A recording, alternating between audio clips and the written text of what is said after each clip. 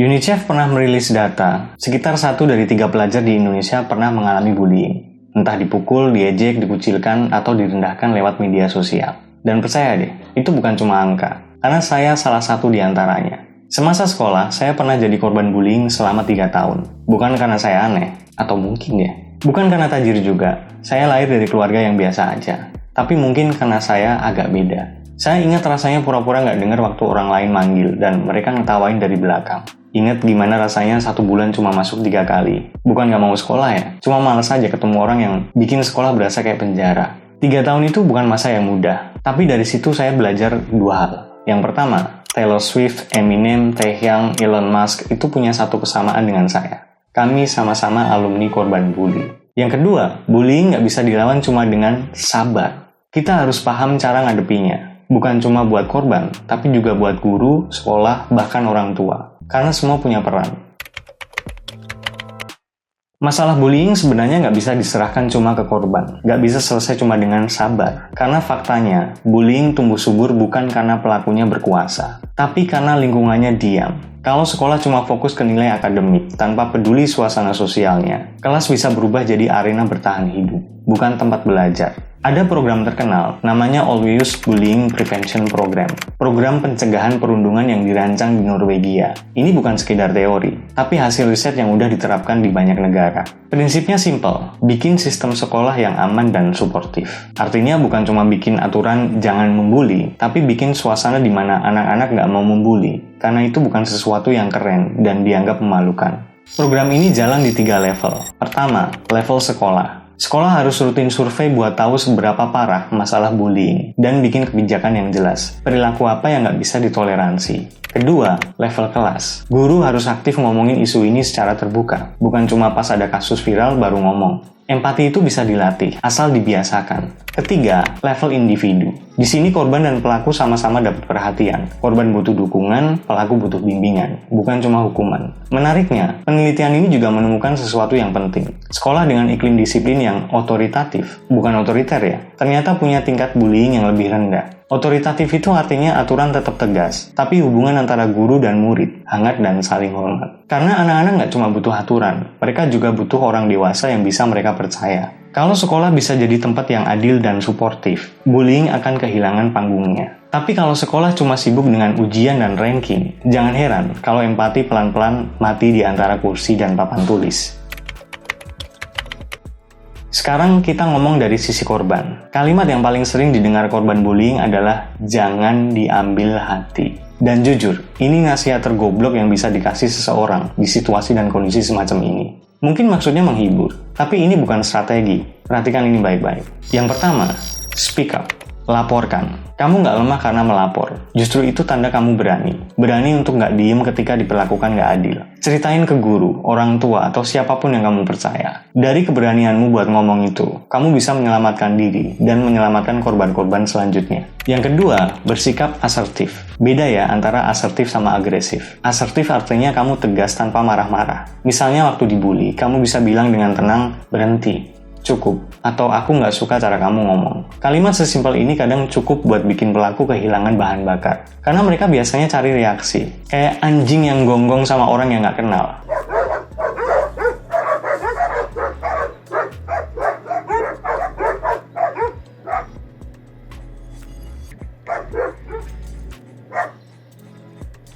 Mereka bisa nge-sense reaksi emosionalmu. Semakin kamu bereaksi, mereka semakin happy. Tapi kalau kamu tenang, mereka akan kehabisan bahan, pertunjukan selesai. Tapi perlu diingat, ini hanya berlaku untuk verbal bullying, yang cuma sebatas mulut doang. Kalau dirasa situasinya udah nggak aman, pergi dari situ. Nggak perlu adu jago. Kadang cara paling berani adalah tahu kapan harus mundur. Yang ketiga, bangun dukungan sosial. Jangan menyendiri. Cari teman, bikin geng belajar, atau ikut komunitas. Itu bisa jadi tameng alami dari isolasi. Semakin kamu punya koneksi positif, semakin kecil peluang orang lain menganggap kamu target yang gampang. Dan bonusnya, kamu jadi punya tempat buat pulih.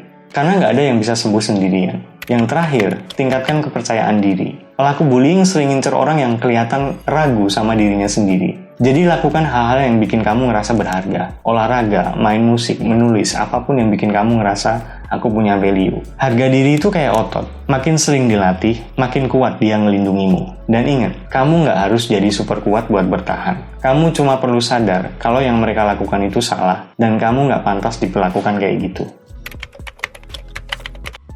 Dulu bullying terjadi di halaman sekolah atau lorong-lorong kelas. Saya malah pernah dipukuli di dalam kelas. Tapi sekarang, bullying pindah ke layar ponsel. Pelaku nggak harus menatap mata korbannya. Cukup komentar, edit foto, atau bikin akun palsu. Dan anehnya, banyak orang menganggap itu hal sepele. Padahal seringnya, luka digital lebih lama sembuhnya. Karena di dunia maya kata-kata nggak hilang. Dia cuma tenggelam di antara notifikasi. Jadi kalau kamu jadi korban cyberbullying, langkah pertama, blokir dan laporkan. Nggak usah mikir 2 kali. Platform digital itu punya fitur report, bukan buat pajangan. Kedua, simpan bukti, screenshot, pesan, postingan, semua bisa jadi bukti kalau nanti kamu butuh laporan resmi. Ketiga, jangan dibalas. Saya tahu ini susah, apalagi kalau kamu pengen ngelawan. Tapi ngebalas itu cuma bikin mereka ngerasa berhasil. Dan yang paling penting, batasi interaksi. Keluar dari tempat yang bikin kamu ngerasa tertekan. WWW alias World Wide Web itu artinya jaringan luas dunia. Nggak seharusnya dunia yang luas bikin kamu ngerasa kecil. Karena di era sekarang ini, batas antara dunia nyata dan dunia maya udah kabur. Satu komentar bisa menghancurkan kepercayaan diri seseorang. Sama kayak satu kalimat dukungan bisa menyelamatkan.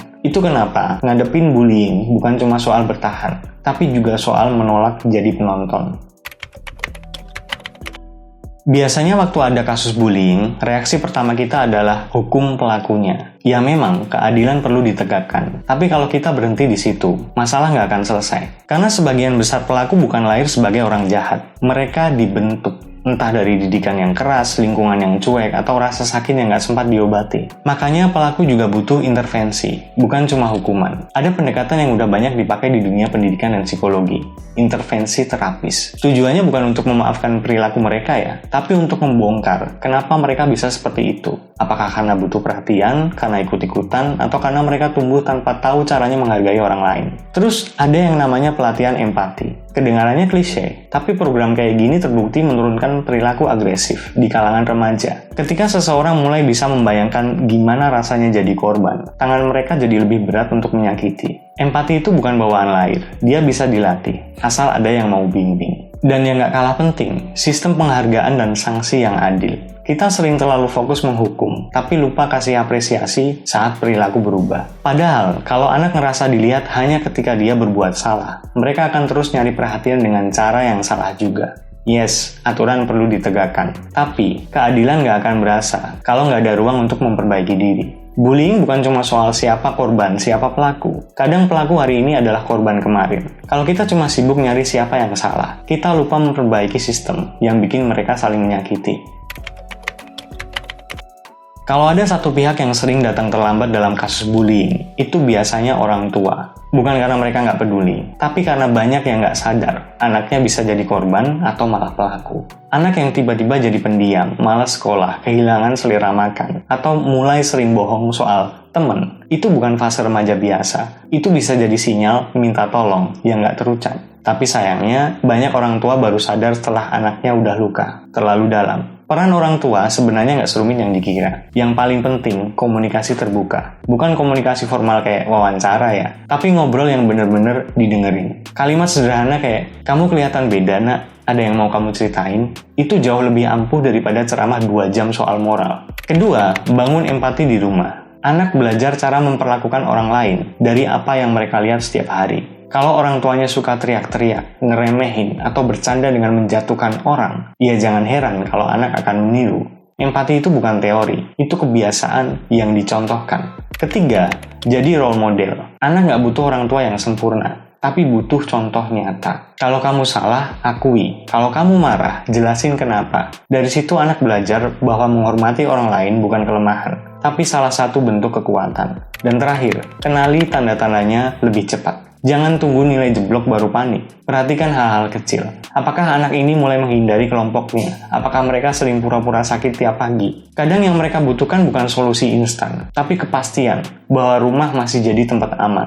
Karena kalau sekolah gagal melindungi, seharusnya rumah tetap bisa jadi tempat berlindung. Tapi kalau rumah aja dingin dan sibuk, anak akan belajar menelan luka sendirian. Sampai akhirnya, luka itu tumbuh jadi dinding yang sulit ditembus siapapun.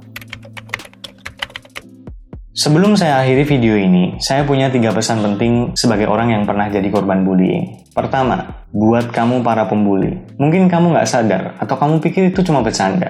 Tapi yang menurutmu lucu itu, bisa bikin orang lain berhenti percaya diri, berhenti sekolah, bahkan berhenti berharap. Cek, berapa banyak kasus bunuh diri gara-gara dibully. Keputusan mereka nggak bisa dibenarkan, tapi ingat, kamulah yang mendorong terjadinya keputusan itu. Kamulah yang membunuh mereka. Bayangin kalau roda hidup ini suatu saat berputar, dan pasti berputar. Karena arogansi dan matinya empatimu itu, kamu akan berada di posisi yang diinjak, keluargamu dihina, anak-anakmu dilecehkan. Apa itu yang kamu mau? Apa mungkin? Oh, mungkin saja. Kamu nggak bisa mengubah masa lalu, tapi kamu bisa berhenti mengulanginya. Kalau kamu punya keberanian untuk menyakiti orang, harusnya kamu juga punya keberanian untuk minta maaf dan memperbaiki diri. Kedua, buat kamu yang pernah dengar laporan korban, mereka berani speak up, cerita penderitaan mereka ke kamu. Entah kamu guru, teman, atau orang tua.